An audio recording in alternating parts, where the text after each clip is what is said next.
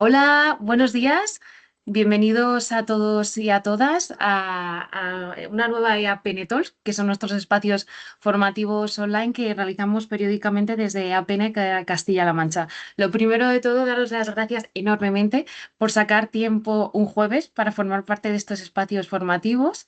Y que bueno, ¿qué vamos a ver hoy? Pues vamos a ver un tema que es verdad que nunca hemos abordado, pero creemos que es bastante interesante y vemos que hay bastante interés entre todas las personas que se han inscrito a esta formación.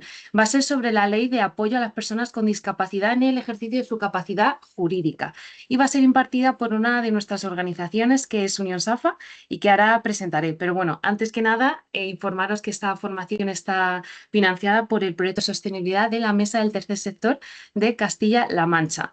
A nivel logístico tenéis un chat, como en todas las formaciones, y como siempre insisto, hacer todas las preguntas que veáis convenientes, aportaciones, sugerencias. La idea es que esto sea un espacio formativo, pero también un espacio de diálogo en el que entre todos podamos aprender mutuamente y conocernos, por supuesto. Así que nada, doy paso a Angélica, que bueno, ya la podéis ver en cámara. Lo primero de todo, Angélica, darte mil gracias por querer impartir esta formación, que como digo, nunca hemos abordado este tema y creemos que es de vital importancia hacerlo. Y nada, os presento. Bueno, ella es abogada desde hace más de 22 años y es la coordinadora de atención jurídica de Unión SAPA. Así que sabe bastante del tema y creo que nos va a resolver muchas dudas. Así que ya no me enrollo más y te dejo, Angélica. Así que Muy adelante. bien, muchas gracias, Sara. Bueno, pues primero daros las gracias a vosotros por darnos la oportunidad de prestar este servicio de conocimiento aparte a la gente, tanto a, no sé si hay usuarios o solamente son entidades o personas relacionadas con el campo, pero yo voy a tratar de hacer una charla que sea un poco didáctica para todos. No os voy, soy abogada, ya lo ha dicho Sara, pero no voy a rellenar el formato con artículos y demás porque sería algo absurdo para vosotros porque conforme os la dé os la vais a borrar. Entonces, de todas formas, se lo he dicho a Sara, cualquier duda que tengáis en cualquier momento, en el chat me lo ponéis y tratamos de resolverlo en el momento para hacer esto un poco más dinámico, más entretenido, porque si no yo os suelto la charla y ahí os la quedáis, ¿vale? Bueno, pues entonces, como ha dicho Sara, vamos a hablar sobre la ley 8/21, ¿vale?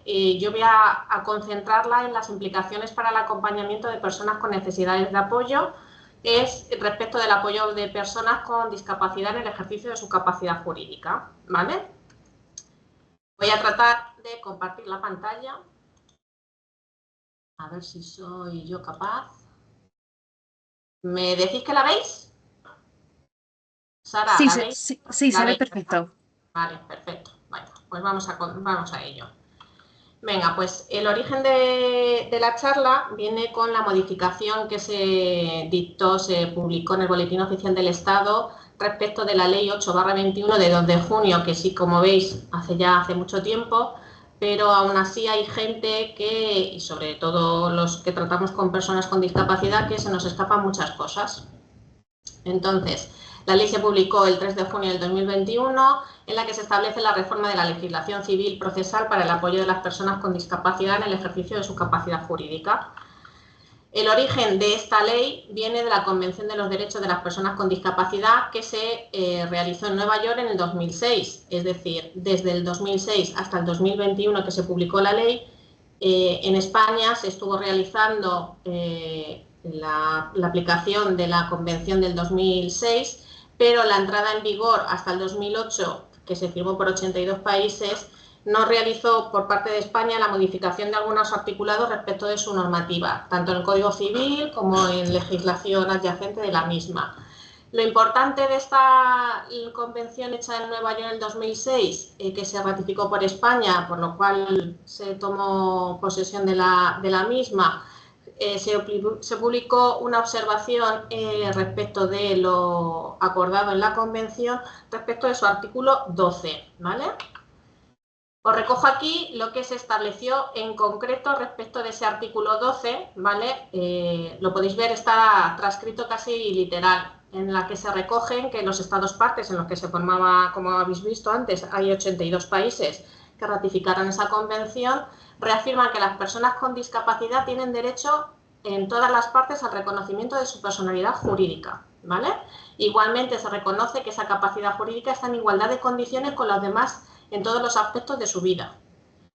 Se recoge igualmente que se adoptarán medidas pertinentes para proporcionar acceso a las personas con discapacidad de apoyo que puedan necesitar en el ejercicio de su capacidad jurídica. Y lo último y más grande que veis ahí que se recoge en la presentación es que los Estados partes tienen que asegurar las medidas relativas en el ejercicio de su capacidad jurídica que se proporcionen salvaguardas.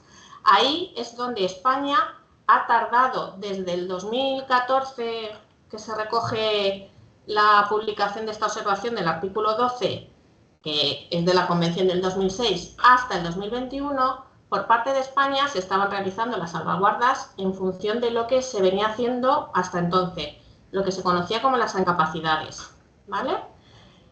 La observación general número 1, que es de lo que estamos hablando, significa que todas las personas, incluidas las personas con discapacidad, tienen la capacidad legal y la legitimación para actuar, simplemente en virtud de su condición de ser. Por consiguiente, para que se cumpla el derecho a la capacidad jurídica, deben de reconocerse las dos facetas que no pueden separarse, ¿vale? Las dos facetas que se reconocen respecto de la capacidad jurídica, y es lo único que os voy a poner así, es que tengáis así un poco de concepto, que es la capacidad jurídica de las personas, ¿vale? De todas las personas, tanto con discapacidad como sin discapacidad. Es que tiene dos facetas, que es la capacidad legal de ser titular de derechos, ¿vale? Y de ser reconocido como persona jurídica ante la ley, y la segunda es la legitimación para actuar con respecto a esos derechos y el reconocimiento de esas acciones por la ley, ¿vale? Entonces, eso es lo único que tenéis que tener conocimiento, es que la capacidad jurídica es un derecho inherente reconocido a todas las personas, incluidas las personas con discapacidad, ¿vale? ¿Estáis todos ahí? Sí, ¿verdad? Como no os oigo, os lo pongo así un poco más concreto, ¿vale? Los conceptos claves en el ordenamiento jurídico es respecto de la personalidad jurídica, que es la capacidad que tienen las personas o entidades para interactuar en el tráfico jurídico, que se dividen en la capacidad jurídica y la capacidad de obrar. Es lo lógico. Capacidad jurídica, que es la actitud que tiene el ser, o la persona o el sujeto de derechos y obligaciones, y la capacidad de obrar es la actitud para ejercer esos derechos y obligaciones, ¿vale?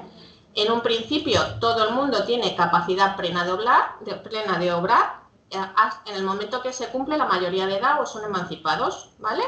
Y establece una capacidad de obrar limitada cuando son menores de edad, es decir, siempre y cuando los menores no cumplan esa edad que se establezca por cada estado, la mayoría, pues la capacidad de obrar respecto de su capacidad jurídica pues se ve limitada en algunos aspectos y necesita la autorización o el apoyo de un mayor de edad, que son sus tutores normalmente.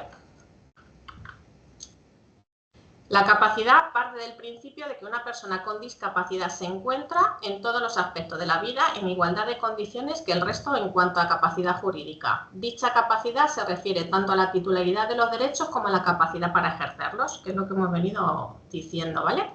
La idea central de la reforma que recoge la Ley 8/21 es la necesidad de proporcionar el apoyo que puedan necesitar en el ejercicio de su capacidad jurídica igual a todas las personas, tengan o no discapacidad, ¿vale? No es necesario tener una discapacidad para necesitar el apoyo en determinados ámbitos de nuestra vida o para un momento puntual en concreto. Y desde el respeto de la voluntad, esto es lo importante, que se recoge específicamente por la ley, que se tiene que tener el respeto y la voluntad de los deseos y preferencias de la persona que necesita ese apoyo, ¿vale?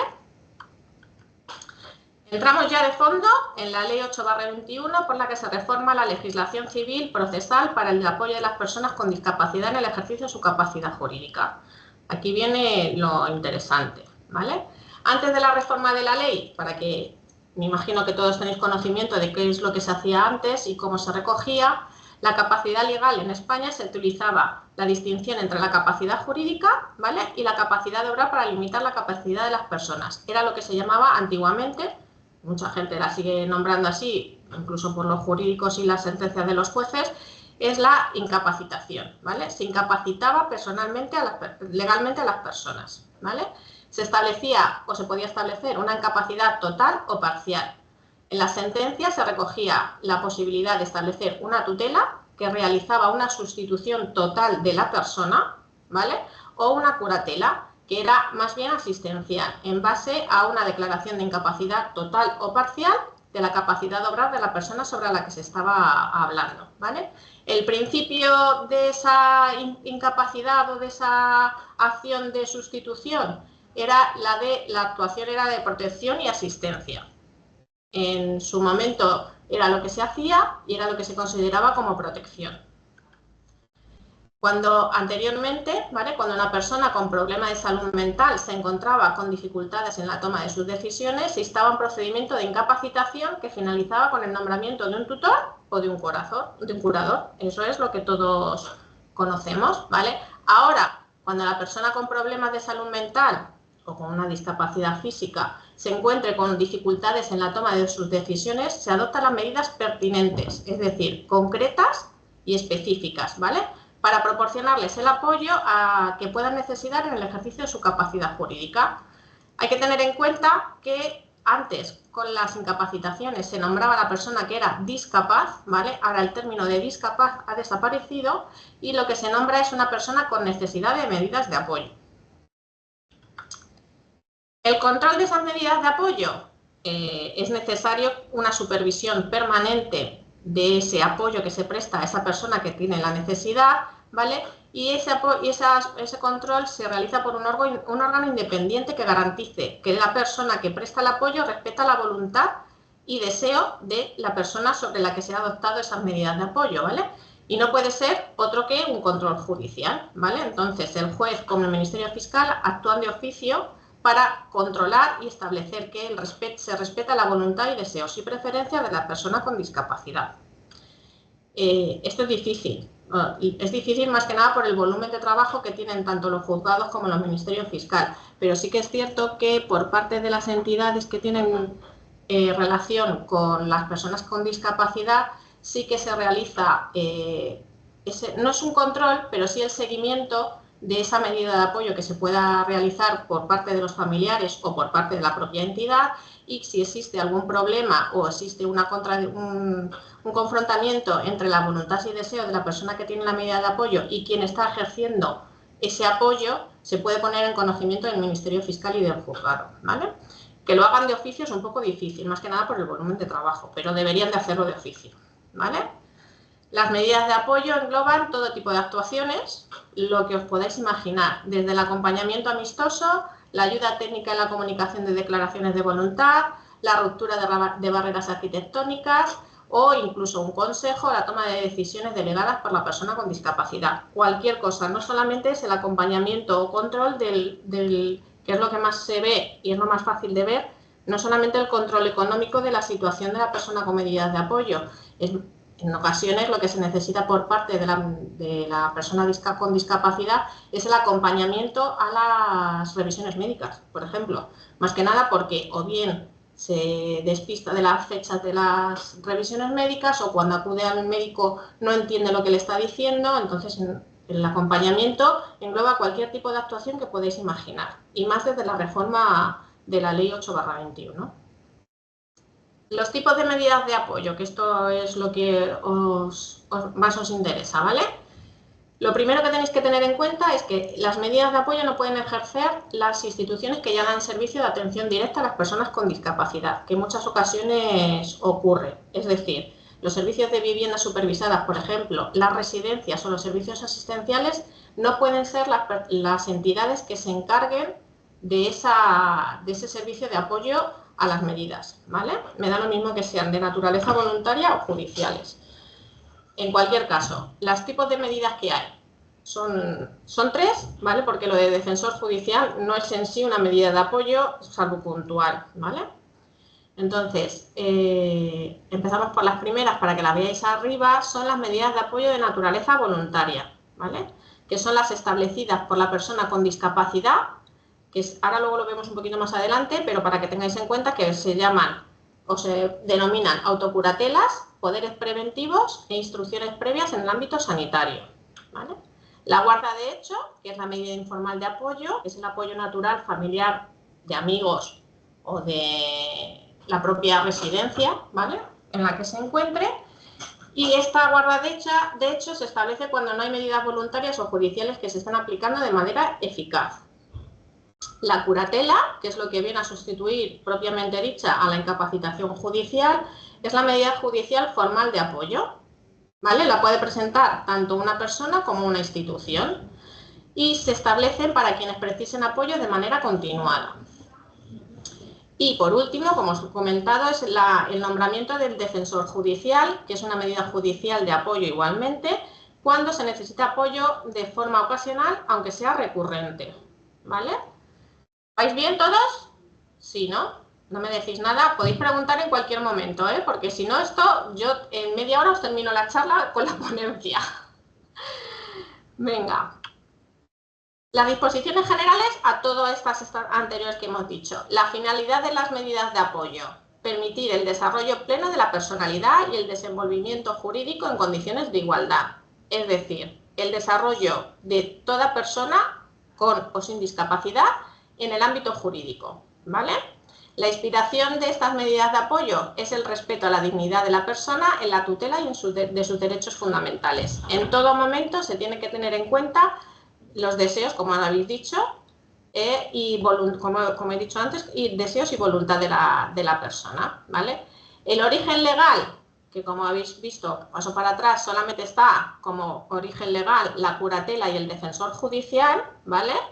Son excepcionales, solamente cuando el resto de las medidas sean insuficientes. Lamentablemente estamos acostumbrados a todo judicializarlo, no solo por parte de los jueces que están ahora mismo, son los que echan para atrás la petición de medidas judiciales de apoyo, no las echan para atrás en el sentido de que no les hagan falta, sino que se echan para atrás o no se realizan o no se adoptan las medidas judiciales porque entienden que existe otra medida de apoyo que es efectiva. Me da lo mismo que sea una guarda de hecho o que sea una autocuratela o una medida voluntaria de apoyo instada por la propia persona, ¿vale?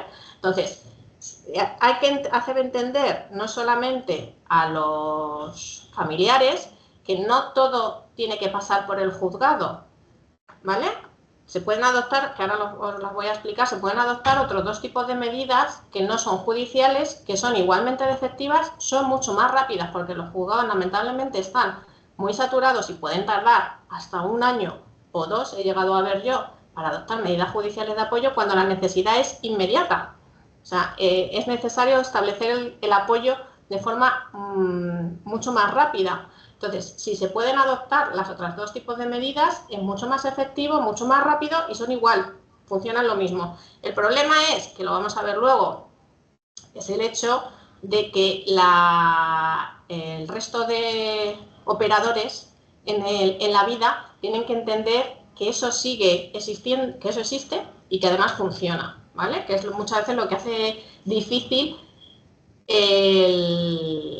el que funcionen las medidas, ¿vale? Estoy viendo que voy muy rápido. Yo voy un poco rápido porque luego cada medida la voy a explicar y luego os voy a poner ejemplos. Tú por eso no te preocupes, ¿vale? Lo digo por Yolanda, que me lo ha preguntado, ¿vale? Te lo digo porque es que si no, luego con cada medida voy a tardar un poquito más. Entonces, como esto es de base para todas, yo luego voy a mandar la presentación y lo vais a tener sin ningún problema, ¿vale?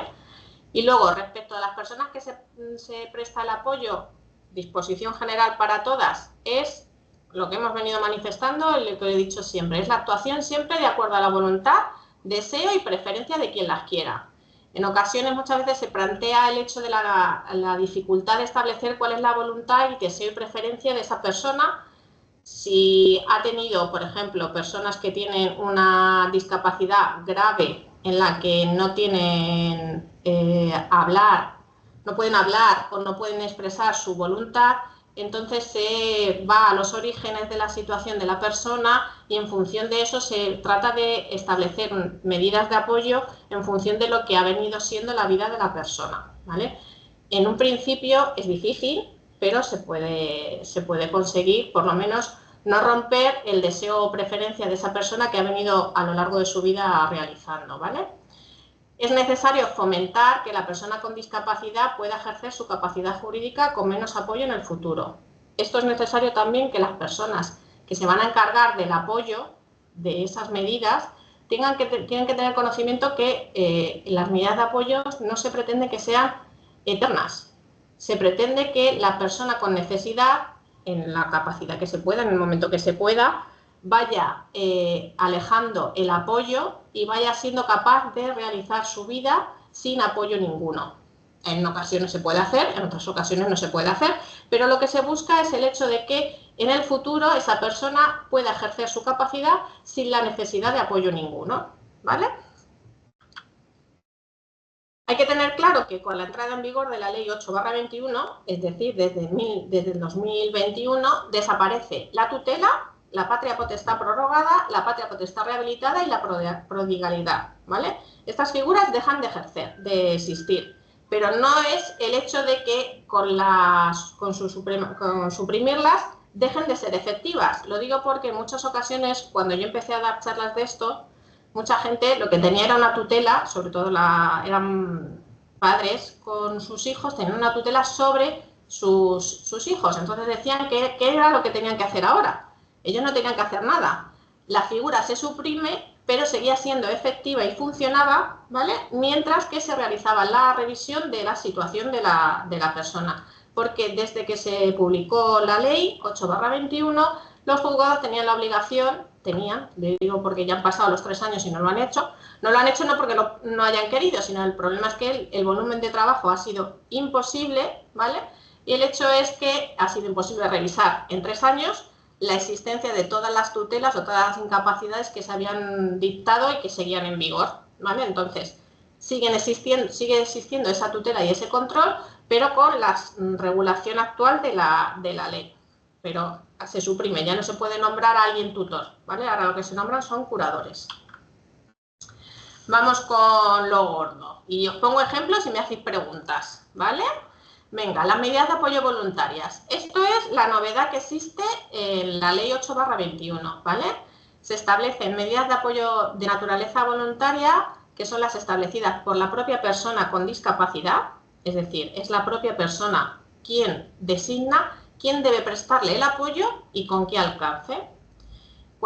Tal y como os recojo aquí en la diapositiva, cualquier persona mayor de edad o menor emancipada, en previsión o apreciación de la concurrencia de circunstancias que pueden dificultarle el ejercicio de su capacidad jurídica, en igualdad de condiciones, tal y como hemos estado hablando de qué es la capacidad jurídica de todas las personas, pueden prever o acordar en escritura pública medidas de apoyo relativas a su persona o bienes.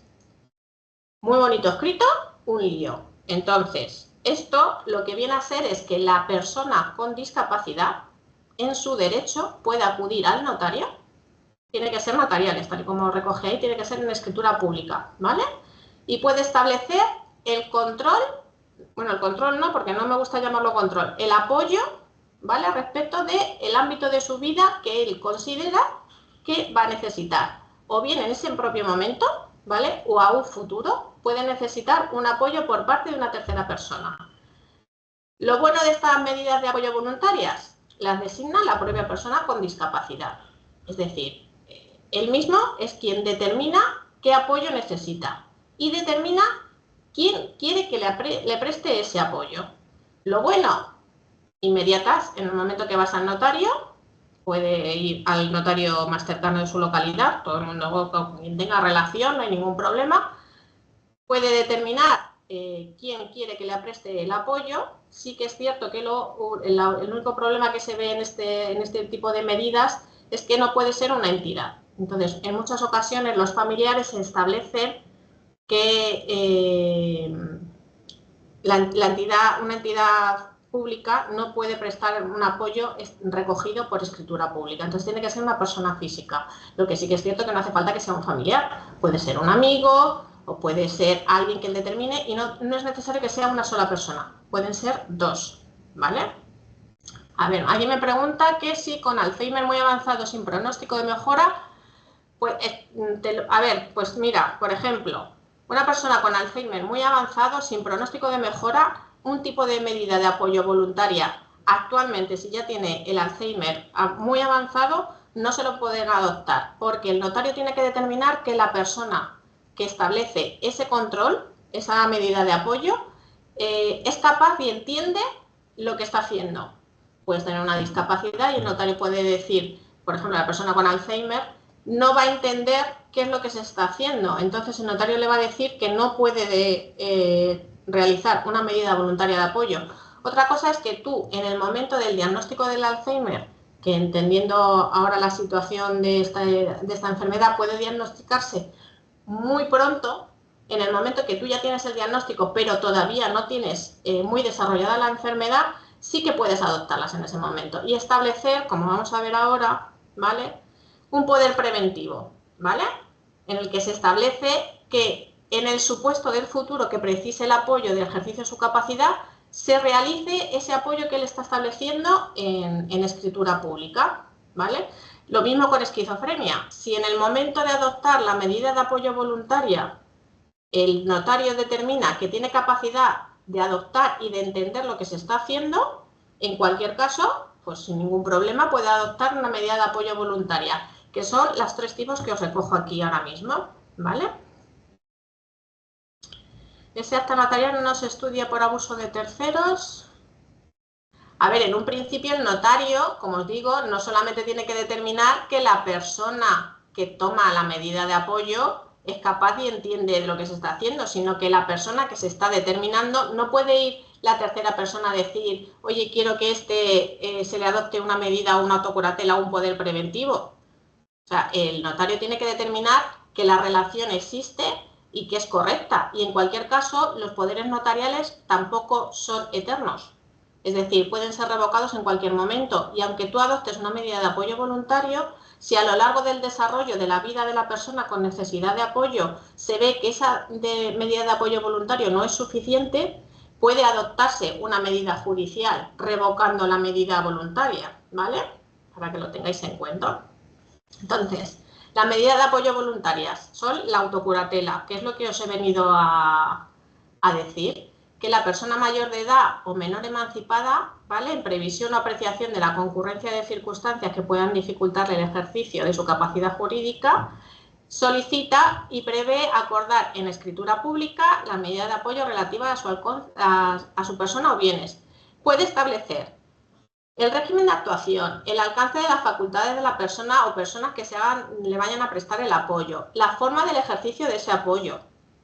Lo bueno de las escrituras públicas es que tú con el notario puedes determinar qué es lo mejor y cómo puede desarrollarse ese apoyo, ¿vale? Y en cualquier caso tiene que estar recogido o englobado dentro de lo que se establece en el artículo 249 del Código Civil, ¿vale?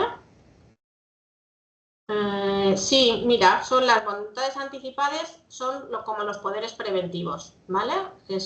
Pregunta Jorge que si se asimilan a documentos de voluntades anticipadas. En un principio, las voluntades anticipadas pueden establecer muchas más cosas. Si estableces una autocuratela o un poder preventivo o una curatela en concreto, lo que vas a establecer son apoyos voluntarios respecto de la persona que está solicitando la medida de apoyo, ¿vale? En las voluntades anticipadas puedes recoger muchas más cosas, no solamente respecto de un apoyo a una situación concreta de la persona con discapacidad, ¿vale? No sé a qué se refiere lo de estas medidas, nadie supervisa que se realice a favor siempre de la persona con discapacidad. No sé si es a lo que te refieres al control. En un principio, las medidas de apoyo, como le digo, como os he comentado, el notario tiene que determinar que son viables y que en ningún caso perjudican a la persona que necesita el apoyo con discapacidad. El notario tiene que determinar eso, ¿vale? Luego os contesto a Nuria Josefa, ¿vale?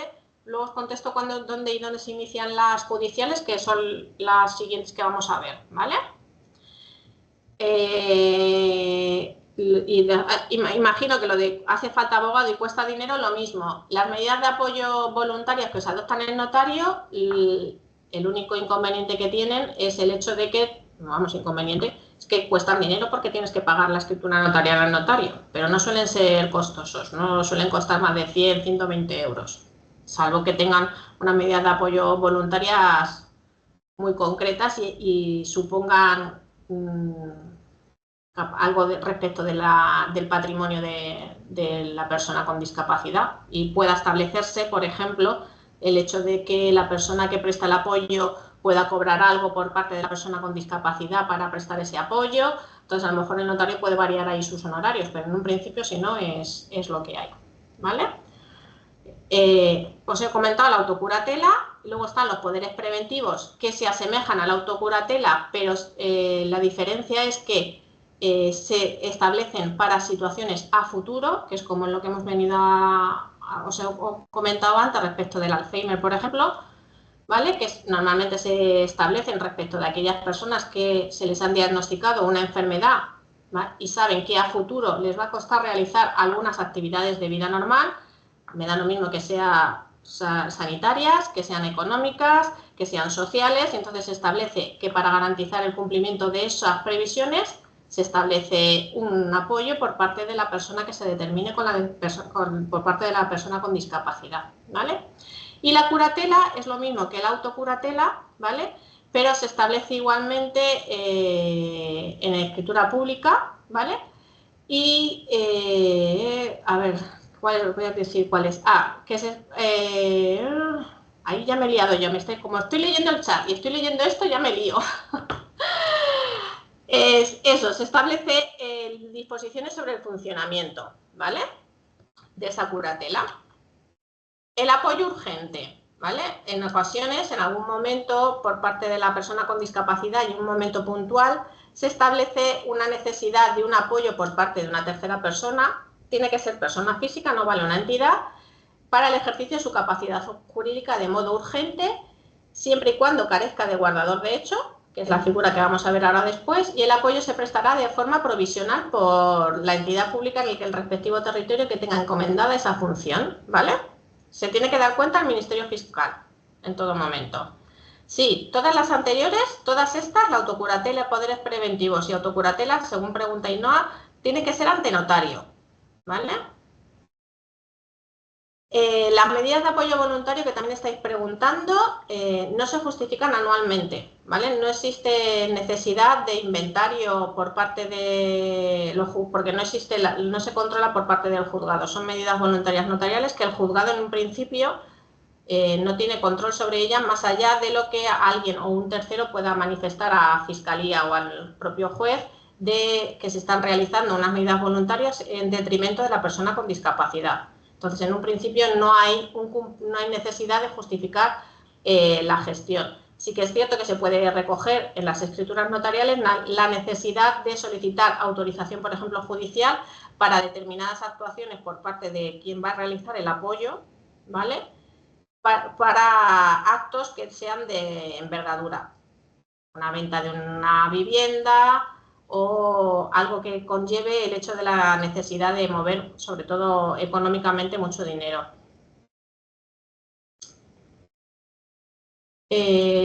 Sí, en un principio nadie controla que se estén cumpliendo los derechos de la persona, lo digo por Ainhoa que también lo pregunta, nadie controla las medidas notariales, lamentablemente nadie controla el hecho de que esas medidas se estén efectuando y que las mismas se estén efectuando bien. Lo único que se controla por parte del notario es que las medidas sean apropiadas a las necesidades de la persona con discapacidad y que la persona con discapacidad entiende que está adoptando esas medidas y que se van a llevar a cabo de la forma que se están recogiendo en las escrituras. En cualquier caso, como os he dicho, las escrituras no son inamovibles. Si la persona con discapacidad entiende que no se está realizando lo que él ha acordado o lo que él quería, o una tercera persona o una entidad que tenga conocimiento que no se está realizando dicha actividad, ¿vale? No se está haciendo bien las medidas de apoyo, puede ponerlo en conocimiento de Fiscalía, ¿vale? Creo que os he contestado a todos. A ver, aquí Yolanda pregunta que si el documento notarial tiene el mismo peso que un acta judicial que se explica para firmar una solicitud de ingreso en algún recurso residencial o ocupacional. Es que no es lo mismo. Tú puedes establecer en una autocuratela o en un poder preventivo determinar que si llega el momento específico que se recoja en las escrituras y no puedes residir en el domicilio, por ejemplo, porque recoges en concreto el residir en establecer una residencia o en un apoyo ocupacional, tú puedes establecer que si llega un momento determinado y no puedes por ti mismo establecer dónde vas a residir, establecer que la persona que presta el apoyo determine o establezca dónde vas a residir, ¿vale? Y un acta judicial determina que tienes que ir a esa residencia o ese servicio ocupacional, ¿vale? Tú en la autocuratela sí que puedes recoger que, llegado el momento, si tú no puedes determinar o establecer dónde quieres residir y necesitas el apoyo para residir porque no puedes estar solo, las personas muy mayores, por ejemplo, o con algún tipo de enfermedad, tú puedes establecer que la persona que presta el apoyo determine dónde vayas a vivir, siempre y cuando, que además lo puedes recoger, siempre y cuando se adecue a tus necesidades, ¿vale? No puede decirte que te va a llevar a cualquier sitio. Todo eso se puede recoger en las medidas voluntarias. El notario, yo insisto, ha de determinar que ese apoyo que se va a recoger en escritura es efectivo, válido y no perjudica a la persona con discapacidad, sino en principio el notario tiene que negarse a realizar las escrituras y remitir todo al juzgado. O sea, remitir tanto la petición como a los propios intervinientes al juzgado, para que sea el juez y el Ministerio Fiscal en su caso también quienes adopten las medidas de apoyo necesarias para la persona sobre la que se estaba intentando realizar el apoyo voluntario. Aquí el problema viene muchas veces cuando la propia persona no tiene terceras personas para poder realizar el apoyo. Entonces, si siempre va a existir la necesidad de que sea una entidad quien preste el apoyo, sí o sí tienen que ser medidas judiciales de apoyo. No valen medidas de apoyo voluntarias, salvo que sea una entidad privada a la que se le vaya a establecer que sean las entidades que se vayan a encargar de la realización del apoyo, y lo normal es que en ocasiones las entidades privadas soliciten una prestación o una contraprestación económica a cambio de realizar el apoyo. Pero eso, como es voluntario, si la persona quiere y tiene capacidad económica para que una entidad en concreta privada realice el apoyo, si lo prestan y lo recogen en escrituras, es totalmente válido, ¿vale? Pregunta Antonia también que si tienen obligación jurídica de notificar un posible abuso a una persona con discapacidad. ¿El notario? Sí. O sea, si el notario llegan a su notaría, lo normal, una señora mayor con todos sus hijos, la señora mayor que tiene ya un deterioro cognitivo importante y que se ve. El problema es que la discapacidad o el problema de la persona con discapacidad no sea visible a terceras personas. Esto que muchas veces dicen que cuando se ponen delante del médico hablan muy bien y que no tienen ningún problema. Pues entonces, si el notario determina y establece que existe o puede existir un engaño respecto de la persona con discapacidad que quieren realizar el control, la venta, una escritura de poder a favor de terceras personas, sabiendo que puede existir un enfrentamiento por todas las partes, ¿vale? Primero, lo normal que yo he visto por parte de los notarios es que se entrevistan en privado con la persona con discapacidad, siempre y cuando pueda comunicarse. Sí que es cierto que, por ejemplo, con las personas que tienen una discapacidad auditiva o visual, pueden solicitar el apoyo por parte de servicios que vengan a realizar. El problema de las personas mayores es que muchas veces no saben el lenguaje de signos, pero pueden realizar el lenguaje de signos para las personas que son sordas o transcripción en braille para las escrituras, ¿vale? Entonces, el notario en esa entrevista particular y privada, sin el resto de personas, ¿vale?, ha de determinar que esa persona tiene la capacidad suficiente para entender y para realizar y firmar lo que va a hacer. Si no, en ese momento el notario tiene que negarse. Y en cualquier caso, si entiende que existe un posible abuso, tiene que ponerlo en conocimiento del juzgado, ¿vale? A ver, Josefa pregunta si existe algún servicio gratuito. Luego al final os lo comento porque eso ya no es de aquí, ¿vale? Este es el apoyo. Ahora vamos a pasar a la figura de la guarda de hecho, ¿vale? Esas son las medidas voluntarias y la siguiente que se recoge por parte de la Ley 8/21 es la guarda de hecho, que esta es la novedad por parte de la ley, que si bien ya existía, pero ahora se recoge de forma concreta y específica en una ley, ¿vale?, en la que se establece que la guarda se transforma en una propia institución jurídica de apoyo al dejar de ser una situación provisional cuando se manifiesta como suficiente, ¿vale? Y adecuada para la salvaguarda de los derechos de la persona con discapacidad. La realidad, os lo voy a leer tal cual porque así entendéis y vais a saber lo que es la guarda de hecho, que todos la conocéis y hacéis uso de ella, seguro que a menudo, de forma concreta, o tenéis conocimiento por parte de terceros, ¿vale? La realidad demuestra que en muchos supuestos la persona con discapacidad está adecuadamente asistida y apoyada en la toma de decisiones y el ejercicio de su capacidad jurídica por un guardador de hecho, ¿vale? Que generalmente es un familiar, siendo que la familia es en nuestra sociedad el grupo básico de solidaridad y apoyo entre las personas que la componen, ¿vale? No precisa de una investidura judicial, es decir, no vamos a tener un documento judicial con los sellos del juzgado de la localidad para establecer que esa forma de la persona con discapacidad, porque esa persona tampoco lo desea, ¿vale? La guarda de hecho, nociones básicas, ¿vale? Para que lo tengáis en cuenta. Es una medida de apoyo en la que una persona se encarga de atender o ayudar a una persona con discapacidad sin que haya sido nombrada por el juez. Esto es lo de toda la vida que se ha hecho cuando los padres, por parte del grupo familiar, los padres ya alcanzan una edad avanzada y los hijos se ocupan de ir al banco a sacarle la pensión, porque los abuelillos ya sabéis que en cuanto cobran la pensión les gusta sacarla del dinero y tener el dinero en casa. Son los que acompañan a los padres o a los hijos, me da lo mismo que sea hacia arriba o hacia abajo, hacia los lados el apoyo. Es el que te llevo al médico, te llevo a la consulta, ten en cuenta que te voy a comprar la medicina, ¿vale? Eso es una guarda de hecho, se ha ejercido por parte de la sociedad a lo largo de toda la vida siempre, ¿vale? Y ahora lo que hace la ley es recogerla en ley, ¿vale? Y le da una figura jurídica para que sea más efectiva. Aquí el problema viene en hacerla efectiva a terceros, ¿vale? Para que lo tengáis en cuenta y ahora lo vamos a hablar. Además, seguro que muchos habéis tenido ese problema. Yo tengo, no sé si sois entidad o sois los propios usuarios, yo tengo a mi madre muy mayor, que me encargo de ir al banco, pero resulta que el director del banco ha cambiado y ahora cuando llego allí, como no estoy como titular o autorizada en la cuenta bancaria de mi madre, no me deja sacar el dinero.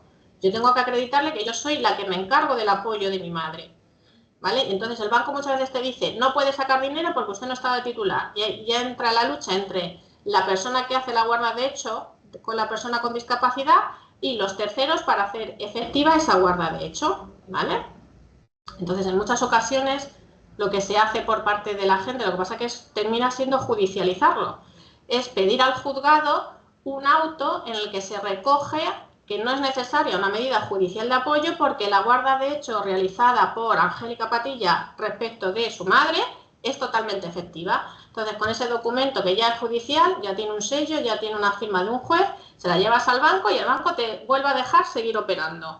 Pero es volver a judicializar lo que no hace falta, porque la guarda de hecho se ha demostrado que son efectivas siempre y cuando no exista una problemática entre la familia, pero en cualquier caso siempre existe la protección del juzgado, porque esta sí que es cierto que se puede no judicializar, pero sí se puede solicitar al juzgado un tipo de control respecto a determinados puntos, ¿vale? Que ahora los voy a recoger.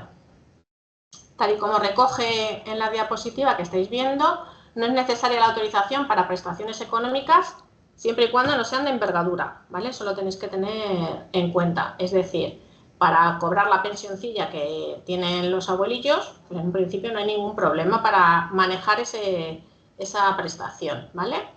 Es posible la representación previa con autorización para determinadas cosas, que ahora os lo voy a recoger, ¿vale? Y sí o sí, como os he dicho, la autorización judicial para acto de trascendencia. Es decir, va a ser necesario que el juzgado acepte que la persona que está realizando la guarda de hecho vaya a realizar el acto concreto para el que se está pidiendo la autorización. Va a ser puntual y para ese hecho, ¿vale? No va a valer para cualquier otra actuación. Si se pide la autorización judicial, por ejemplo, para vender los terrenillos que tienen los abuelos en el campo porque ya no van, va a ser para eso. No va a servir para que luego compre una vivienda en la localidad más cercana a donde se está realizando la guarda de hecho por parte de la familia, ¿vale? Eso va a necesitar, para la venta va a necesitar una autorización, ¿vale? Y para la compra va a necesitar otra autorización. pero esos trámites suelen ser mucho más rápidos porque es jurisdicción voluntaria. A ver, rápido dentro del juzgado, que eso tenéis que tenerlo en cuenta, que los juzgados van despacio. ¿La guarda de hecho se puede establecer mediante notario? Puede recoger un acta notarial en la que se establezca que se está realizando esa guarda de hecho. Es totalmente válido, no hay ningún problema, ¿vale? Para que lo sepáis porque lo está preguntando Jorge. Es una forma de acreditar esa guarda de hecho. Pasa que os va a costar el dinero. ¿Vale? Venga, la guarda de hecho es una, para que lo tengáis y recalcado, es una medida informal de apoyo que puede existir cuando no haya medidas voluntarias o judiciales que se estén aplicando eficazmente. Es decir, es un segundo paso si no se han establecido medidas voluntarias. ¿Vale? Y dentro de las judiciales, si esas judiciales adoptadas no son eficaces. ¿Vale? Se refuerza la figura de la guarda de hecho, que se transforma en una propia institución jurídica. Como os he dicho, es la primera vez que se recoge por ley el hecho de la existencia de la guarda de hecho, ¿vale? Y deja de ser una situación provisional cuando se manifieste como suficiente y adecuada. Suele ser un familiar, eso ya es lo normal, el que desarrolla este rol, que en la mayor parte de las ocasiones evita la necesidad de una investidura judicial, ¿vale? Esos son los conceptos básicos de la guarda de hecho. La diferencia entre la culatela y el defensor judicial es que no precisa de resolución judicial, es decir, que no tiene un documento judicial con el sello del juzgado para que acredite su existencia, ¿vale? Y su apoyo deriva de lo dispuesto en el Código Civil, es decir, lo básico, lo normal, lo que se debe hacer y lo que normalmente se hace.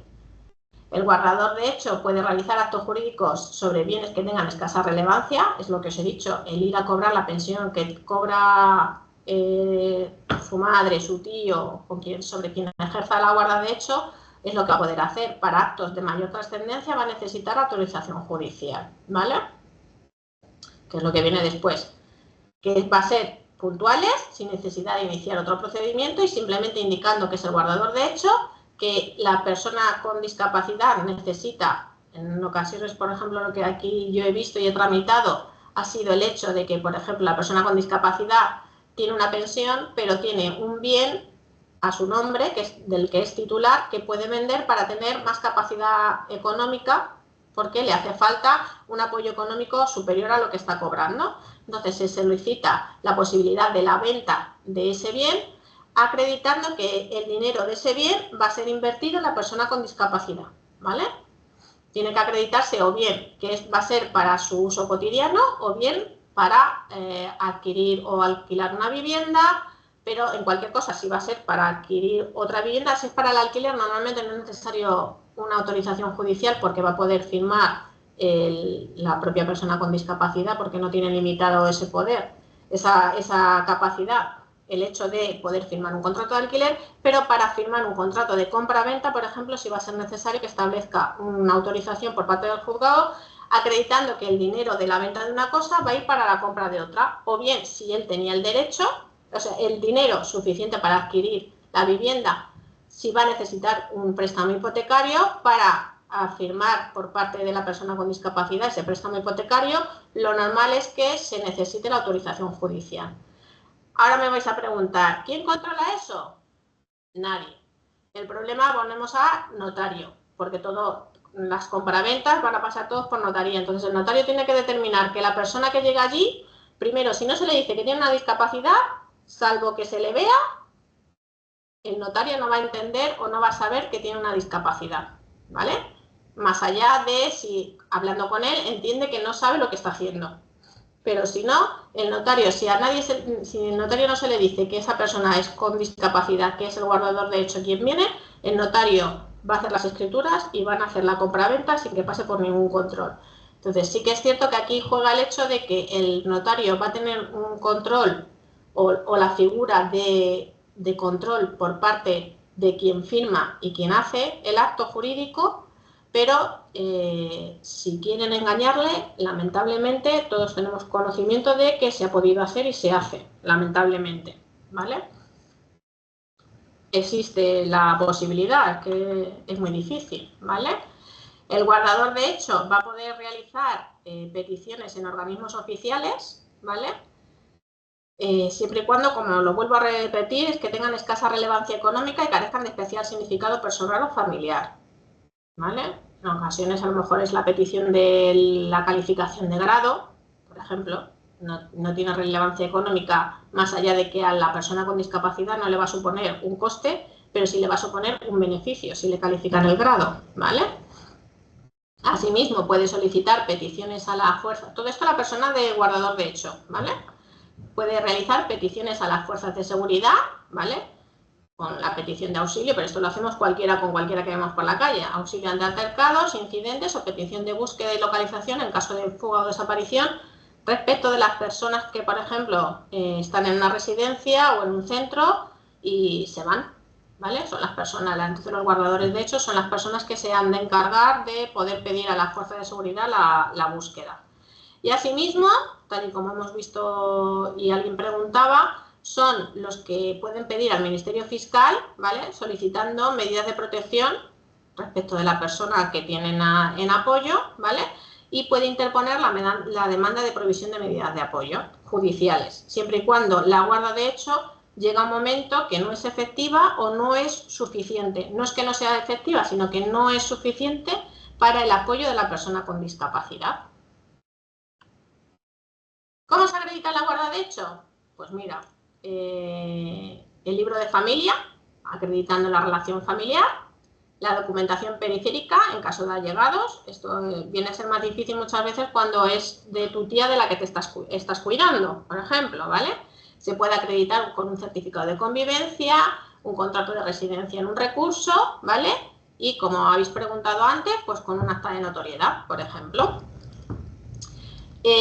¿Cómo se acredita la vulnerabilidad? Pues con el certificado médico en el que se establezca el padecimiento psíquico o físico, ¿vale?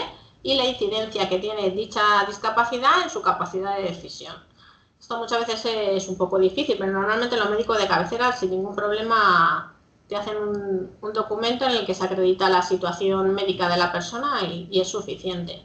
¿Es suficiente para quién? Muchas veces, como os he dicho antes, para los bancos no es suficiente, en muchas ocasiones.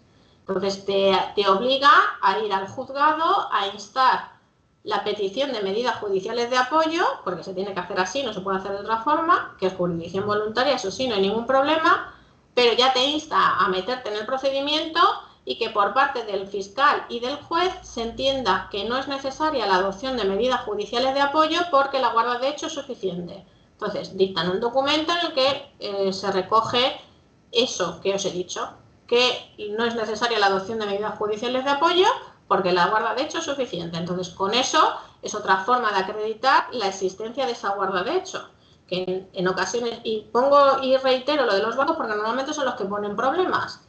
Básicamente porque entiendo yo que lo que tienen que salvaguardar es la economía de la persona con discapacidad, pero que tienen que ver también cuál es la circunstancia de la persona. Entonces, es más, no solamente pasa hacia arriba, es decir, acreditar la guarda de hecho. Ahora con la revisión de las medidas judiciales de apoyo, lo que se ha conseguido en ocasiones es eliminar esas medidas judiciales de apoyo y se establece una guarda de hecho a favor de la persona que establecía o que realizaba, porque viene de una tutela, ¿vale? Entonces, viniendo de una tutela, quitan la tutela y establecen solo una guarda de hecho. Pues ahora la persona que tiene la discapacidad va al banco, que tiene toda su capacidad jurídica para obrar, y el banco le sigue diciendo que como tiene una tutela, sin el tutor no puede actuar en el banco, ni sacar dinero más allá del límite establecido en la tutela, ni firmar contratos, pero el banco no entiende que ya no existe una tutela, existe una guarda de hecho. Entonces, es tan difícil acreditarlo hacia arriba como hacia abajo. Cuando se elimina y se establece una guarda de hecho, o sin establecer una guarda de hecho se ha quitado la tutela y el banco sigue sin entender que esa tutela ya no existe, ¿vale? Entonces, entras en conflictos civiles en el hecho de que el banco no te deja actuar y una persona con discapacidad, ya para una persona normal, muchas veces entenderte con los bancos es difícil, pues con una persona con discapacidad en ocasiones se les hace imposible y termina judicializando el hecho de poder actuar con tu propia cuenta bancaria.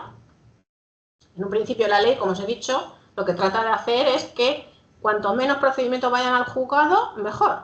Pero en ocasiones ha hecho que, si bien es cierto que no se abren procedimientos judiciales como tal, sí se abre jurisdicción voluntaria, que es igualmente en los juzgados. Pero porque no te hace jurisdicción voluntaria es que no te hace falta abogado ni procurador. Pero eso que te ahorras. Pero el procedimiento no te lo quita nadie, el tiempo no te lo quita nadie, ¿vale? Entonces es difícil porque es una relación entre tantas personas que es difícil hacerle entender a todas las partes qué es lo que se está haciendo con la persona con discapacidad, qué es lo que quiere la persona con discapacidad en concreto y qué es lo que tiene que hacer la tercera entidad o el tercer punto con el que te estás relacionando. Es difícil en algunas ocasiones hacernos entender todas las partes, pero se está consiguiendo. Como os he dicho al principio, la ley es del 2021, estamos en el 2025 y seguimos en muchos puntos que es ensayo y error. Sí que se ha conseguido, por ejemplo, el hecho de que la guarda de hecho o las medidas voluntarias sean mayores que las que se hacían antes, pero se sigue teniendo en algunos puntos el hecho de que es muy difícil actuar con esas dos formas de medidas de apoyo. Entonces, judicialmente se sigue actuando, se sigue haciendo, pero muchas veces lo que se hace por parte del juzgado es indicar que no existe la necesidad de una medida judicial, que valen cualquiera de las anteriores, ¿vale? ¿Cómo podemos, pregunta Yolanda, cómo podemos anticiparnos a esos problemas que hay con los bancos y a las personas con discapacidad intelectual? Pues lamentablemente anticiparnos no podemos, porque es muy difícil en función de qué es lo que te vaya a pedir el banco. Una persona con discapacidad intelectual, si no tiene ninguna medida judicial de apoyo, lo suyo sería que o bien estableciese una medida voluntaria si va a necesitar en ese momento o en un futuro un apoyo respecto de la parte económica de su vida, ¿vale? Entonces es una forma de adelantarte, pero ya te estás implicando el hecho de que tienes que ir al notario, tienes que establecer que vas a necesitar el apoyo en ese punto de tu vida, vas a determinar quién quieres que te lo haga y en qué forma quieres que te lo haga. Cuando antes, y se hacía, no había ningún problema, ibas al banco y decías, quiero limitar, no, se hacía de aquella forma, pero se podía establecer. Soy su madre, ella tiene una discapacidad que te la acredito y semanalmente no quiero que saque más de 50 euros, un dinero de bolsillo que se llama normalmente. No había ningún problema. Ahora es relativamente más fácil porque hay tarjetas monedero. O sea, tú puedes establecer que esa persona tenga esa tarjeta monedero y que de lo que haya en esa tarjeta monedero no saque más. Pero el banco puede entender que la persona con discapacidad intelectual tiene toda su capacidad jurídica y si ella quiere gastarse los 1.000 euros que tiene en la cuenta, tiene la capacidad suficiente para determinar qué quiere hacer con ello. Entonces, es un ensayo y error en función de la necesidad de la persona, ¿vale? Pregunta Virginia también que si una persona con discapacidad y medidas de apoyo judiciales que presta la Fundación Tutelar puede pedir... En un principio sí, entendiendo que las medidas de apoyo judiciales, aunque sean dentro del, tenga el apoyo judicial económico, entiendo yo que tendrá adoptado, siempre puede operar dentro de la limitación que establezca el apoyo, ¿vale? Porque el apoyo, aunque pone que es apoyo, limita ciertas actividades, ¿vale? Entonces, en un principio, si no establece la prohibición, que prohibiciones, creo que no lo he dicho, pero las prohibiciones se eliminaron con la ley 8/21. Entonces, si no se establece el hecho de que él no va a poder operar, pero sí va a poder saber qué es lo que hay en la cuenta bancaria, ¿vale? Entonces no hay ningún problema de que pida un extracto bancario, más allá de eso, para saber qué es lo que hay, ¿vale? El guardador de hecho va a necesitar autorización judicial para estos actos. Voy a pasar por ellos rápidamente porque ya hemos hablado, ¿vale?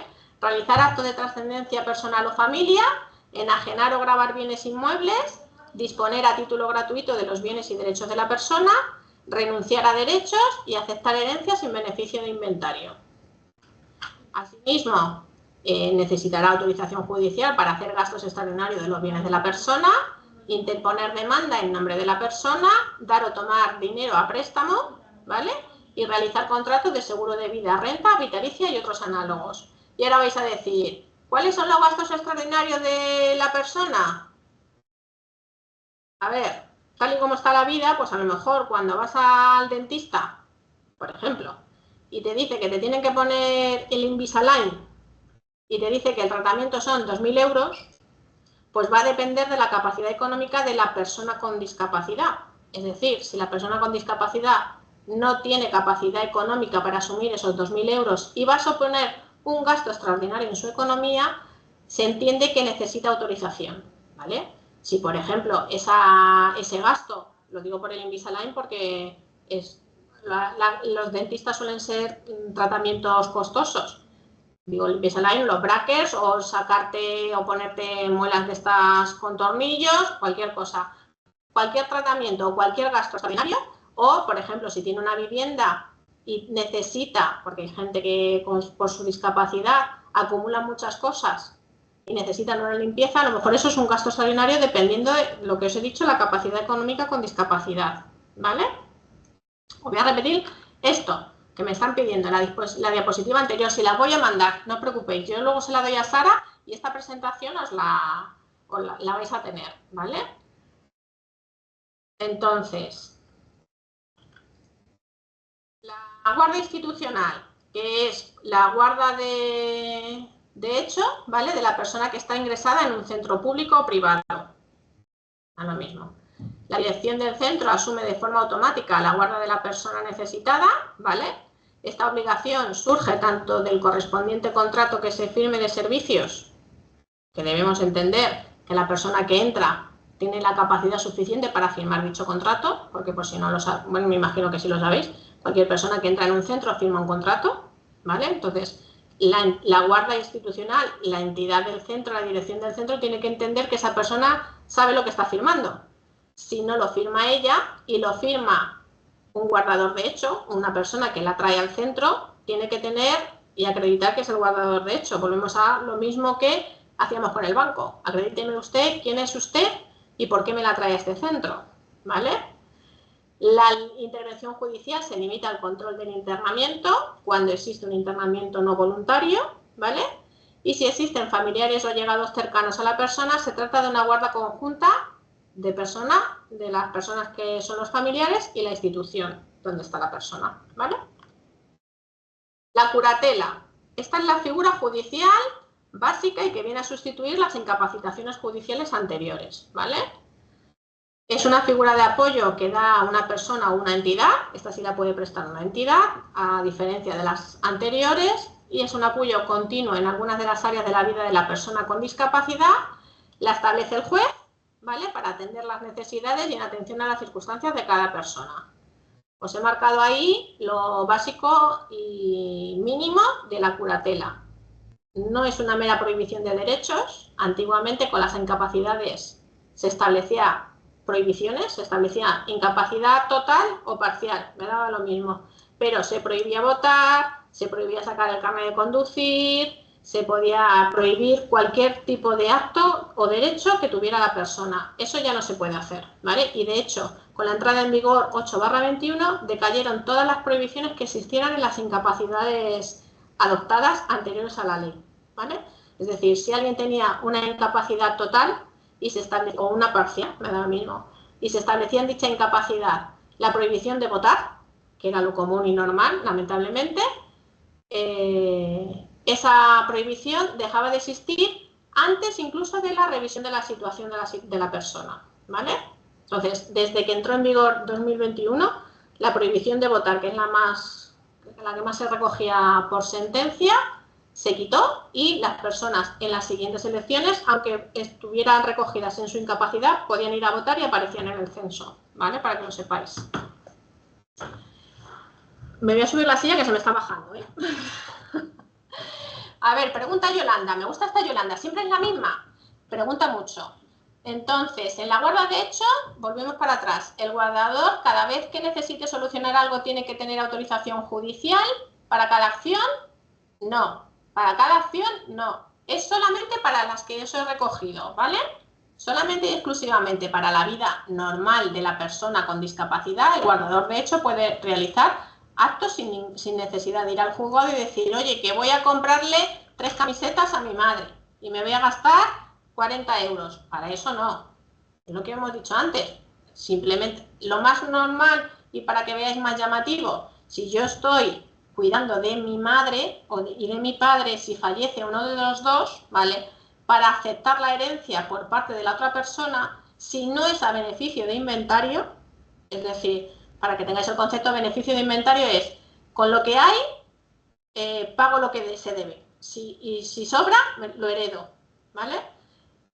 Es lo básico de la herencia, sin entrar en el fondo de las herencias. Pero para aceptar una herencia sin esa condición, sí que necesitaría autorización judicial, ¿vale? O, por ejemplo, como os he dicho antes, si necesita vender una vivienda o quiere vender una vivienda porque no la usa, ¿vale? Entonces, para lo demás, la vida es normal y corriente, sin necesidad de autorizaciones judiciales, pero Yolanda, no atascan el juzgado porque en un principio suelen ser rápidas. Suelen ser rápidos. Entonces, está ahí el procedimiento, pero suele ser rápido y no atasca mucho las autorizaciones, ¿vale? Volvemos a la curatela.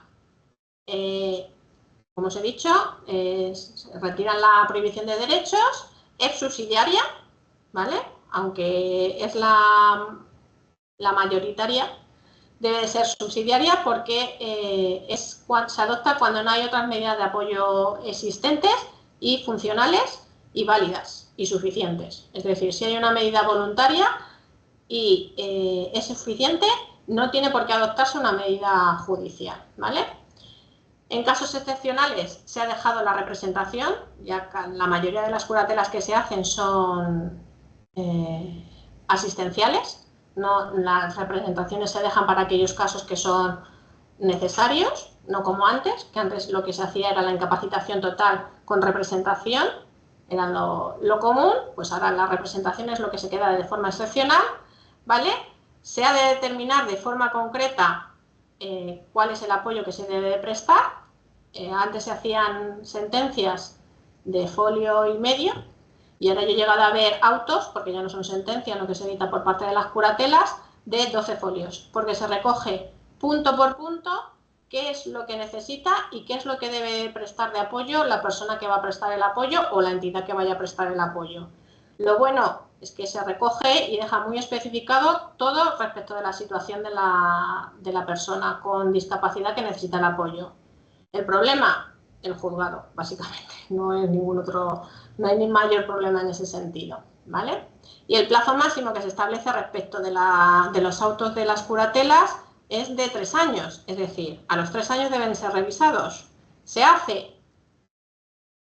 Depende del juzgado, pero lo normal es que no, porque es imposible que por parte del juzgado, a los 3 años que dictan una sentencia en el 2025, en el 2028 debería de pasar nuevamente por el juzgado, con lo que ello implica volver a pasar por el médico forense, volver a pasar por fiscalía, volver a señalar una citación con todas las partes que han sido parte en el procedimiento inicial, ¿vale? Es decir, todos los que fueron al primer juicio, que son pequeñas vistas, no es un juicio como tal, pero son pequeñas vistas, todos deben de acudir a esta segunda vista para determinar si la curatela adoptada se mantiene, se modifica agravándola o se modifica rebajándola, ¿vale? Lamentablemente no se hace, igual que no se ha hecho la revisión de todas las incapacidades adoptadas antes a la entrada en vigor de la Ley 8/21. Pero bueno, se recoge un tiempo porque es casi obligatorio que se establezca por parte de las leyes tiempos, ¿vale? Tal y como recoge el Código Civil en el artículo 268, ¿vale? Y siguientes, la curatela es una medida formal y su extensión viene determinada en la correspondiente resolución judicial, que son autos, ¿vale? Ya no son sentencias, eso hay que tenerlo claro, en armonía con la situación y circunstancias de la persona. Su detallada regulación obedece a que se convierte en la principal medida de apoyo de origen judicial, ¿vale? Y la otra medida judicial de apoyo es el defensor judicial. Y se contemplan 2 tipos de curatela, la asistencial, como os he dicho, que se identifica con el clásico criterio de apoyo o ayuda, para que lo veáis como me habéis pedido ejemplo, de lo que os he dicho. Lo normal que se establece en una curatela asistencial económica es el hecho de que la persona con discapacidad o que se reconoce con la necesidad de ese apoyo va a poder ejercer en el ámbito económico con determinados apoyos, en determinados ámbitos. Se establece un dinero de bolsillo, pero para firmar contratos, préstamos, peticiones, seguros, va a necesitar el apoyo de la persona física, si se establece una persona física, o la entidad que se nombre como persona, como curador, va a necesitar el apoyo y autorización de esa persona o entidad para la realización de esas actividades, ¿vale? Y la representativa, que se asimila de algún modo a la institución de la tutela, es lo que os vengo a decir, que sustituye la tutela anterior, pero con características diferenciales. En un principio, siempre tiene que obedecer a lo que ya os he dicho antes, a las voluntades y necesidades y deseos de la persona con discapacidad, que anteriormente, lamentablemente, con la tutela no se hacía. Se nombraba la incapacidad y le daba igual lo que quería o no quería la persona con discapacidad, ¿vale? Esto no os lo voy a leer porque viene en el artículo 287, ¿vale? Pero para que sepáis que las curatelas también tienen un control y necesitan una autorización judicial para actos que se determinen en concreto en la resolución que se recoge por parte del juzgado, ¿vale? Y en cualquier caso, respecto de lo que se establece en el artículo 287 del Código Civil. Es decir, una vez que se dicta una curatela judicial, no con eso ya es suficiente. En algunos momentos, en algunos actos, va a necesitar igualmente la autorización judicial para poder actuar en representación o por lo menos en el apoyo de ese acto, ¿vale? Por parte de la discapacidad, de la persona con discapacidad.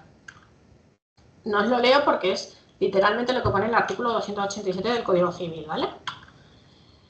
Esto es para que sepáis que en defecto de propuesta de la persona necesitada de apoyo, la autoridad judicial nombrará como curador. Es decir, si nadie se propone en el momento de la vista como persona para ejercer el apoyo, el juez sigue esta regla, ¿vale?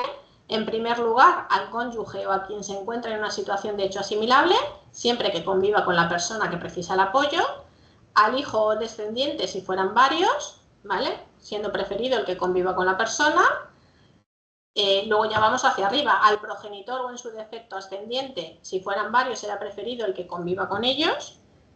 Reitera lo de que conviva con ellos porque en la ley exige ahora una cosa que viene recogida en una diapositiva y os lo voy a decir. Es decir, que se exige por parte del curador una relación personal y eficiente y efectiva con la persona con discapacidad que necesita el apoyo, ¿vale? No como antes que en ocasiones te nombraban tutor y hacía su vida, yo le daba la autorización de cuando quería o cuando podía o cuando necesitaba y yo entendía que estaba bien y ahora en un principio el juzgador necesita la acreditación de que exista una relación con la persona, ¿vale? Luego sería la persona o personas del cónyuge o la pareja conviviente o los progenitores que hubieran dispuesto en testamento o documento público, que se tiene que tener en cuenta, es lo que hemos dicho, ¿vale?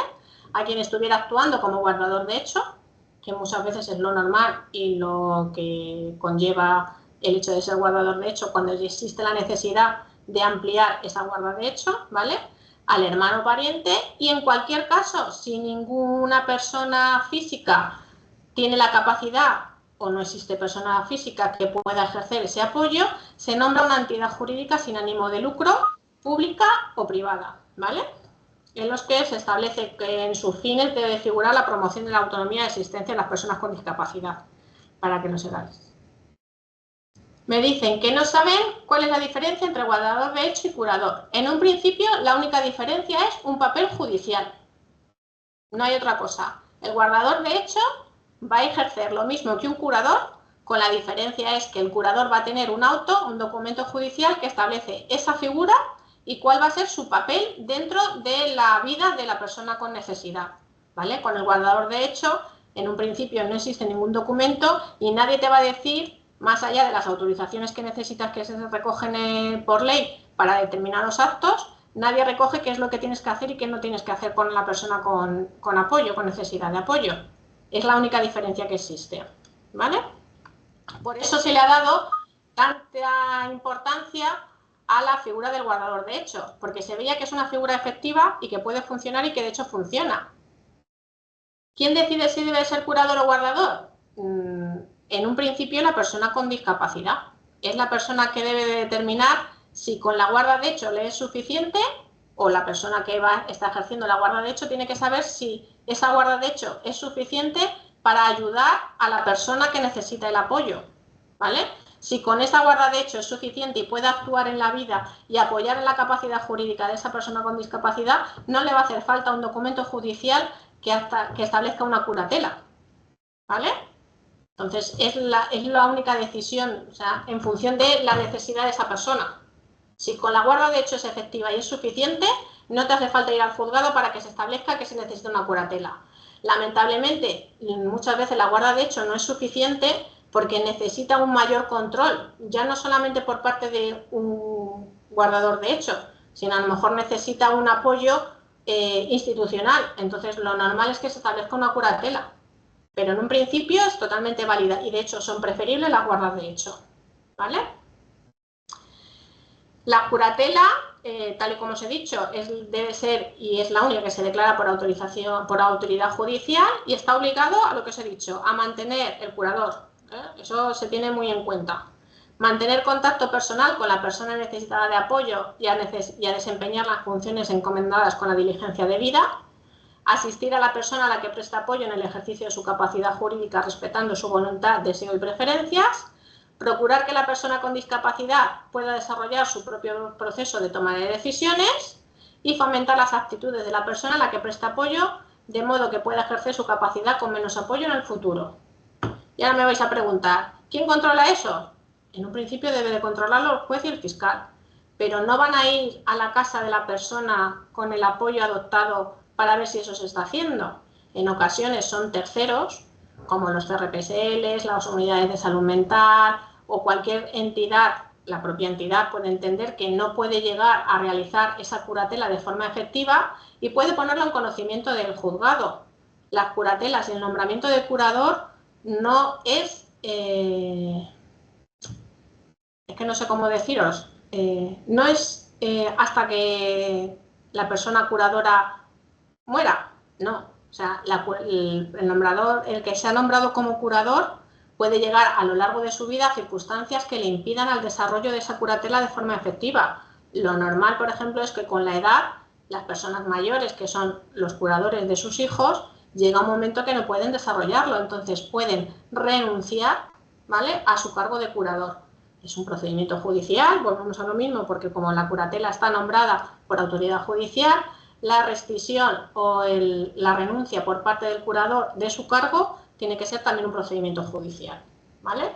Entonces, como ese contacto personal es necesario y ese apoyo debe de ser respetando la voluntad y deseo de la persona, si en algún momento alguien tiene conocimiento de que eso no se está haciendo, se puede poner en conocimiento del fiscal. Y el fiscal en ese momento ejerce investigación y determina si existe o no existe esas obligaciones, si se realizan o no se realizan, y pueden cambiarse el nombramiento del curador, ¿vale?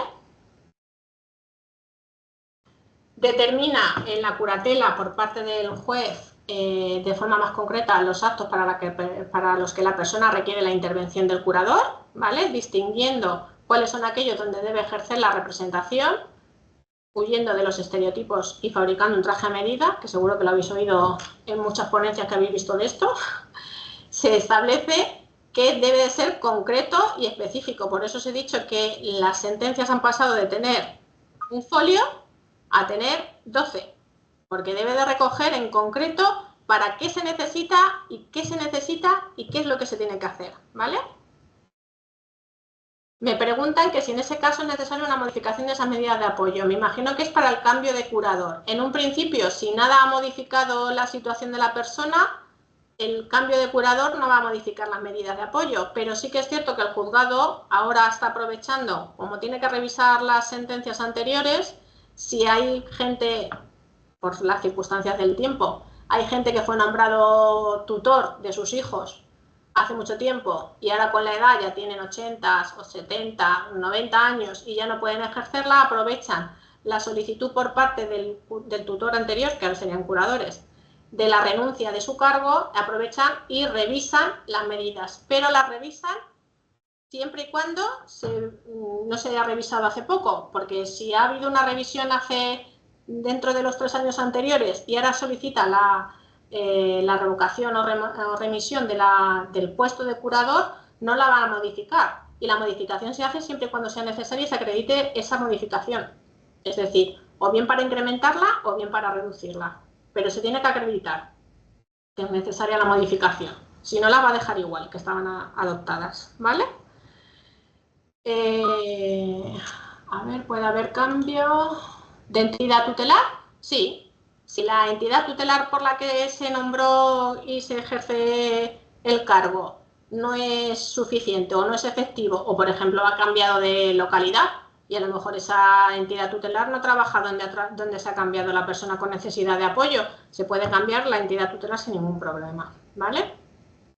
Para que sepáis un poquito del procedimiento, una vez nombrado el curador por auto, una vez firme la resolución, se cita al designado para que comparezca en el plazo de 15 días ante el letrado de la Administración de Justicia, que es el antiguo secretario, pero se han cambiado el nombre, se han puesto este tan bonito, ¿vale? A fin de que presten fianza, en el caso de que se establezca, que no es lo normal, ¿vale? Para garantizar el caudal del afectado, aceptar el cargo o formular excusas. En ese mismo momento, a lo mejor, la circunstancia de los juzgados que los 15 días se pueden ir en 2 meses. Entonces, a lo mejor, desde que se dicta el auto hasta que te citan para aceptar el cargo, ha pasado alguna circunstancia, o bien has visto que no puedes ejercer el cargo de curador de forma efectiva y puedes formular excusa, ¿vale? Es de aplicación la ley de jurisdicción voluntaria, que es lo que os he dicho antes. En la que se aplica antes, que no hace falta abogado ni procurador, ¿vale? A ver, me estáis hablando para ingresos involuntarios. Esos que no tienen nada que ver aquí. Los ingresos involuntarios no tienen que ver nada con la curatela. Eso no se ha modificado con la ley 8/21. Siguen estando igual que antes. Es una petición judicial o bien por parte del centro sanitario donde ha ingresado de forma urgente o por parte de la familia y es el juez quien tiene que adoptarlo, ¿vale? ¿Cuánto dura el proceso de nombramiento de curador? Depende del juzgado. Aquí en Ciudad Real, que es donde tenemos nosotros la sede, yo he llegado a ver que no suelen tardar más de 6 meses, 8 meses, por ejemplo, pero en Toledo o en Talavera de la Reina se me van a año y medio. En Cuenca, sí, también se va al año, más o menos. En Albacete a lo mejor no tardan tanto, pero es que eso depende del volumen del juzgado. Lo que sí es que cuando una vez que se inicia por parte del fiscal la demanda, se puede pedir al juez que se adopten medidas cautelares a fin de que mientras que dura el procedimiento se nombra la figura del defensor judicial, que es lo que os he dicho antes que existe también, ¿vale? Para que apoye a esa persona mientras que dura el procedimiento y se nombran las definitivas, ¿vale? Sí, Cristina, me preguntan por aquí que si los familiares que venían ejerciendo el cargo de curador ya no pueden realizarlo, pueden solicitar que sea una entidad tutelar y no la familia. Sí, en esa excusa puedes solicitar que ningún familiar puede hacerlo y que por parte de la comisión de tutelas sea quien nombre la entidad tutelar, ¿vale? Y sí, Yolanda, Talavera está muy perjudicada, es de las que más tardan. Es un juzgado muy lento, pero no solamente en esto, en cualquier procedimiento judicial. Voy a ir más rápido porque Sara me ha dicho que tengo 2 horas y me quedan 20 minutos. No me queda mucho, pero para que lo sepáis. Respecto de la curatela, el inventario antes se hacía, ¿vale? Cuando se hacían las incapacitaciones, se hacía por parte del tutor, se establecía la obligación de hacer inventario, pero ahora con la curatela, si es asistencial, no es necesario realizar inventario, ¿vale? Solamente se hace inventario cuando la curatela es representativa. El defensor judicial, que es lo que os he nombrado un poquito antes, ¿vale? Se nombra, que es por parte del juez, cuando el curador no puede apoyar a la persona en un momento puntual o cuando existe un conflicto de intereses entre el curador y la persona apoyada. Es una figura de carácter transitorio, ¿vale? Es lo que os he dicho, que se puede nombrar en el momento que el fiscal insta la demanda, o el fiscal o la familia, insta la demanda de medidas judiciales de apoyo. Mientras que dura el procedimiento, se puede solicitar que se nombre la figura del defensor judicial que realizaría la posición de curador respecto de la situación con el apoyo a la persona que necesita ese apoyo mientras que dura el procedimiento, ¿vale? Bueno, eso es lo que os he dicho. Establece supuestos en los que es necesario su nombramiento, que es lo que viene recogido ahí, que es lo que he dicho, ¿vale? Y para que sepáis más o menos cómo es el procedimiento el letrado de la Administración de Justicia convoca a comparecencia al solicitante, quien pide el nombramiento de defensor judicial, a los interesados que consten como tales en el expediente y a quienes estime pertinente su presencia, a la persona afectada con necesidad de apoyo y al Ministerio Fiscal. Oída la persona con discapacidad, que sí o sí se nombra a esa persona, se tiene que oír a esa persona. Antes era mucho más difícil, en las incapacidades se hacía una pequeña vista y allí no se veía a nadie. Ahora sí o sí el juez tiene que oír a la persona con discapacidad, no solamente en el nombramiento de defensor judicial, sino en la adopción de curatelas, ¿vale? Se dicta una resolución, ¿vale? Estableciendo a quién se puede considerar más idóneo para esa representación de defensor judicial. Y se señala las atribuciones que le confieren y se recoge en el registro civil. Se me ha olvidado deciros antes, ahora que veo lo del registro civil, las medidas voluntarias de apoyo, como son escrituras notariales, se mandan al registro civil, sí o sí. Entonces, ahora una persona con discapacidad o sin discapacidad que adopta medidas voluntarias de apoyo, si piden una nota simple de su certificado de nacimiento, en el margen va a aparecer la adopción de esas medidas voluntarias de apoyo. Va a recoger quién es el notario, el número de protocolo y cuándo se han adoptado. Y es una forma de acreditar que existe esa medida voluntaria de apoyo, ¿vale? Para que sepáis sobre el procedimiento de medidas judiciales de apoyo, en un principio, abogado y procurador propio o solicitar un nombramiento de defensor judicial, si queréis. No hace falta, es jurisdicción voluntaria, ¿vale? Siendo jurisdicción voluntaria, lo que se pide es la adopción de esa curatela o medidas judiciales de apoyo que se inste, determinando qué es lo que se pide y en función de qué se pide, ¿vale? Si no existe oposición, se realiza una comparecencia con posibles pruebas y se dicta el auto, ¿vale?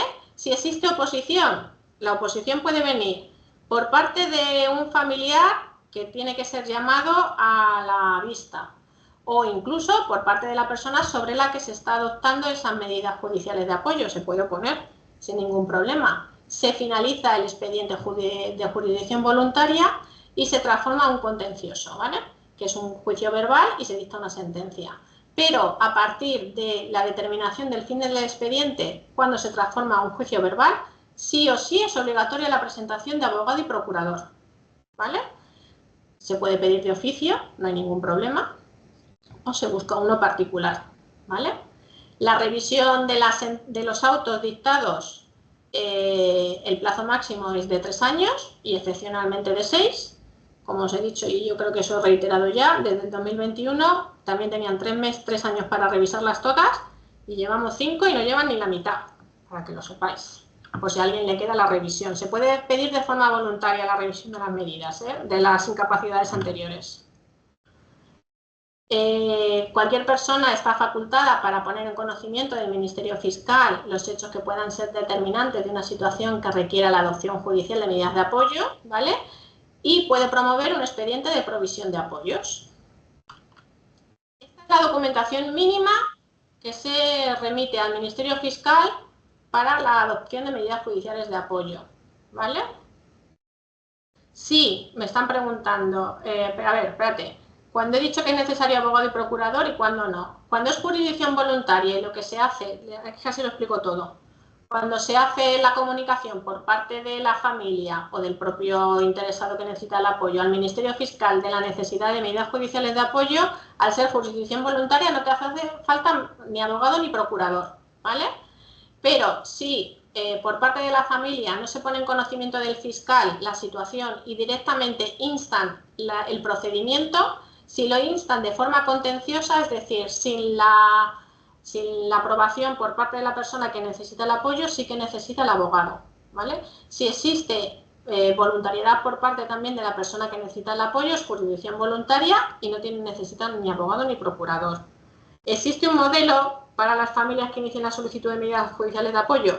Fiscalía tiene un modelo, ¿vale? Pero nosotros desde este servicio, por ejemplo, nos ponemos también en conocimiento del fiscal, se facilita toda esta documentación y por parte de este servicio se realiza también la comunicación al Ministerio Fiscal, porque como os he dicho antes, cualquier persona tiene la potestad de poner en conocimiento del fiscal, no de demandar, porque de demandar sí que tienen que ser familiares, pero sí que para poner en conocimiento del fiscal de la situación, cualquier persona puede hacerlo, ¿vale? Y esta es la documentación mínima que hace falta. El procedimiento se sustancia por los trámites de la jurisdicción voluntaria, siendo importante el artículo 7, en el que se establece, sobre todo el 7.2b, que se facilita a la persona con discapacidad la asistencia o apoyos necesarios para que se pueda hacer entender él o ella, la persona en el procedimiento, ¿vale? Lo que incluye la interpretación de lengua de signos reconocidas legalmente o de los medios de apoyo y la comunicación oral de personas sordas con discapacidad auditiva y sordociegas. Esto es para que sepáis que los juzgados tienen la obligación de hacerse entender, porque luego cuando llegan las comunicaciones, llega un papel del juzgado a la gente, me dicen, es que no sé lo que pone. Si yo lo entiendo, no lo sé ni yo y llevo 22 años leyéndolas, pero la persona con discapacidad tiene que saber qué se está haciendo con ella, ¿vale? Entonces, si le llega un documento judicial y no lo entiende, existe la figura de los asistentes judiciales en los que van a prestar el apoyo a esa persona que necesita hacer entender qué es lo que se está haciendo en el procedimiento. Puede solicitar que se dicten resoluciones con lectura fácil en las que se establece, a ver, es un poco raro verlo, pero el documento judicial viene con anotaciones al margen en las que se establece o se resume un poco qué es lo que quieren decir en cada párrafo, ¿vale? Para que sepáis que eso existe. Igual que se puede pedir el hecho de que asista una persona de lenguaje de signos para traducir la totalidad de la vista que se está realizando, porque lamentablemente los jueces no saben lenguaje de signos, los fiscales tampoco, salvo de forma excepcional, aunque se dediquen de forma concreta o estén en la rama de la adopción de medidas judiciales de apoyo. Entonces, que sepáis que existen esas... Se piden en el juzgado, me están preguntando cómo se piden. Se piden en el juzgado, ¿vale? Pero ya no solamente en la jurisdicción voluntaria. Si alguien no entiende lo que se está haciendo, se puede pedir a cualquier procedimiento. Y se pide en el procedimiento judicial que se esté realizando, ¿vale? Como os he dicho, la posición pone fin al expediente y se transforma a un procedimiento contencioso, ¿vale? Y esto es a modo de resumen para que sepáis que entró en vigor 3 meses después de su publicación, que a partir de la entrada en vigor las prohibiciones, como os he dicho, las privaciones de derecho decayeron y se dejan sin efecto. La aplicación de los tutores y los curadores siguen ejerciendo hasta que se realiza su revisión, porque seguro que conocéis de alguien que tiene una sentencia muy antigua y que no ha sido revisada, ¿vale? Y, como os he dicho, se puede solicitar la revisión de las medidas por cualquiera en cualquier momento, ¿vale? En el plazo máximo de 3 años, que hay gente que ha solicitado medidas judiciales de apoyo, se han adoptado en enero y en febrero quieren revisarlas. Eso no lo van a hacer, pero si se han adoptado hace ya mínimo 3 años, se pueden revisar, ¿vale? Esto viene a colación de que sepáis que el informe social, que os ponía abajo del todo de la documentación que se pide, informe de los servicios sociales, siempre y cuando lo faciliten, porque con la ley de protección de datos, si no es el propio interesado, no os lo pueden dar, ¿vale? Pero para que sepáis que el informe social ha de recabar cierta información, que es todo esto, ¿vale? Sobre todo las necesidades, voluntad y deseo de la persona, ¿vale? Se va a recoger, ¿vale? Para que lo tengáis en cuenta. Y luego, para que lo tengáis a modo así de vista rápida, para que sepáis que el apoyo de las personas con discapacidad en el ejercicio de su capacidad jurídica en Castilla-La Mancha se presta por parte de estas fundaciones, ¿vale? Futucam, Fundación de Mayores, Fundación Madre, Fundación Fundace, Fundación Familia y la Fundación Sociosanitaria de Castilla-La Mancha. ¿En función de qué se establece cada una? Pues en función de la necesidad de la persona que necesita el apoyo. Sí, es un informe expedido adrede para ese procedimiento judicial. Me pregunta Miriam sobre el informe social.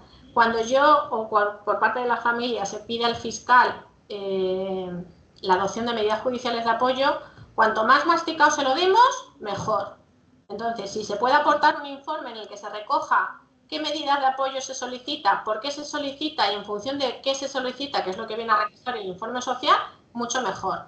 Si no se puede aportar, porque como os digo, tiene que solicitarlo normalmente, se ha de facilitar al propio interesado y no a los familiares por la Ley de Protección de Datos, si el fiscal entiende que le hace falta, se puede poner en conocimiento por parte de los familiares o de la entidad que solicite la medida judicial de apoyo el hecho de que por parte de tal servicio se presta apoyo y que pueden valorar las necesidades y se solicita que se le recabe por parte del fiscal informe a ellos directamente. Sí, mira, ves, el informe social lo piden a vosotros en juzgado. Están diciendo Eva y Mari Carmen.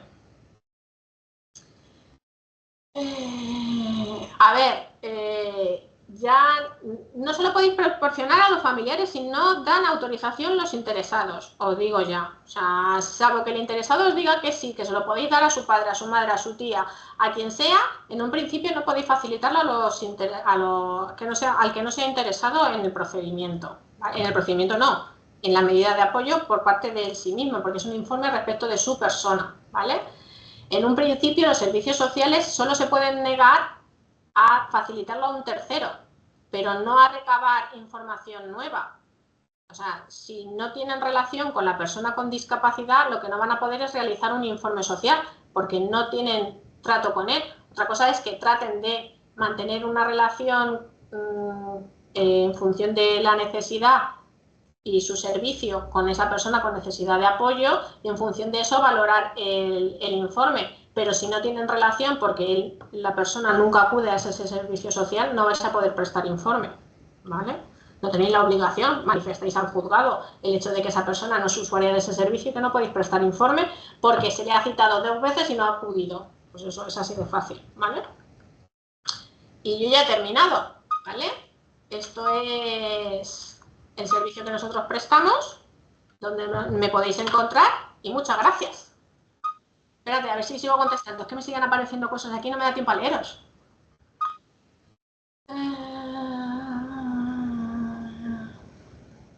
Vale, no comenta María.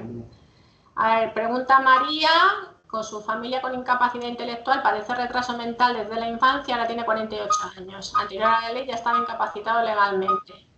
¿Cómo queda esa incapacitación? Igual, en un principio, si tenéis una sentencia con incapacitación, todo queda igual hasta que por parte del juzgado se realice la revisión. Si queréis hacerlo vosotros, podéis pedirle al juzgado la revisión de la medida respecto de tu hermano. Si no, hasta que no os quiten del juzgado, la situación sigue igual, con lo que os he dicho, que se quitan las prohibiciones que pudiera tener el familiar en la sentencia, ¿vale?